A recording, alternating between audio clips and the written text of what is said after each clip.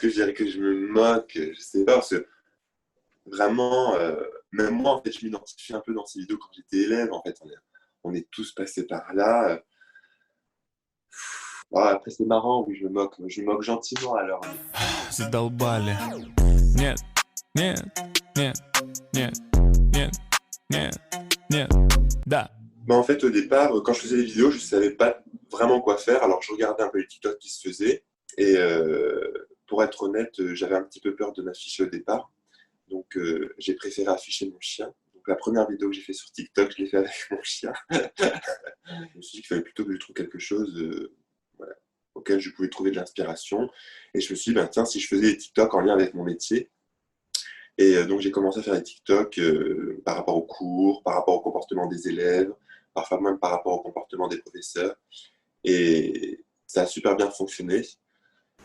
Et voilà, donc, je me suis lancé comme ça. Et pour l'inspiration, j'essaye de m'inspirer de la manière dont moi je perçois les élèves quand je fais mes cours. Et aussi, j'essaie de me souvenir comment est-ce que je me comportais moi-même quand j'étais élève. Parce qu'en fait, finalement, ça n'a pas trop changé entre moi quand j'étais élève et les élèves d'aujourd'hui. Moi, quand j'étais encore élève, je détestais, par exemple, que les professeurs regardent ma copie quand j'étais en train de faire le contrôle. Ça me stressait. Et du coup, j'ai fait une vidéo sur ça. Alors, je sais que ça stresse encore les élèves d'aujourd'hui. Et moi, je détestais ça aussi.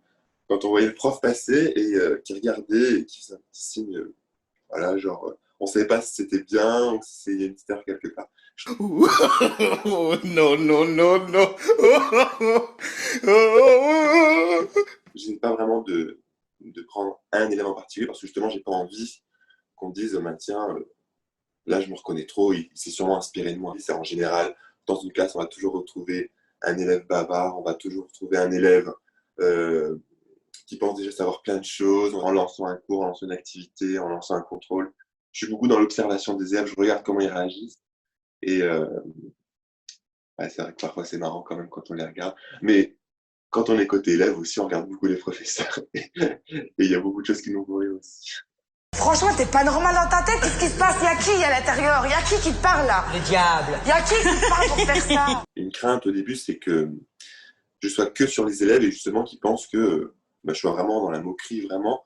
Et du coup, je me dis bah, que ça serait bien de faire les deux côtés parce que j'observe les élèves, c'est vrai, j'observe aussi les profs, la manière de faire.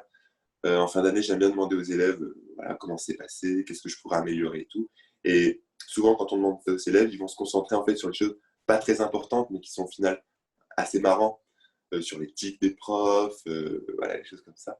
J'en ai fait une par exemple sur ce que les profs disent pour essayer de reconcentrer les élèves, mais en fait qui ne fonctionne pas du tout. Et même moi, quand j'étais élève et que les profs disaient ça, ça me faisait plus rire qu'autre chose en fait. Bon, vous allez arrêter maintenant. Je vous rappelle que c'est vous qui passez le bac. Moi, je l'ai déjà, le bac.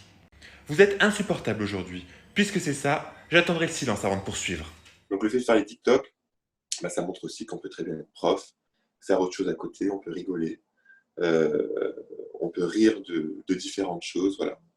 Je suis prof, mais je suis aussi humain, je sais rire à l'extérieur, je ne suis pas colissé à faire cours, et c'est important que les élèves y comprennent ça aussi.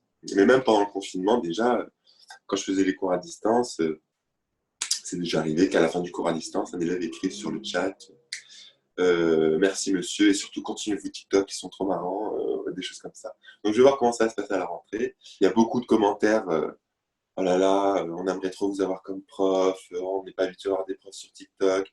Et là, les élèves vont répondre, bah moi c'est mon prof.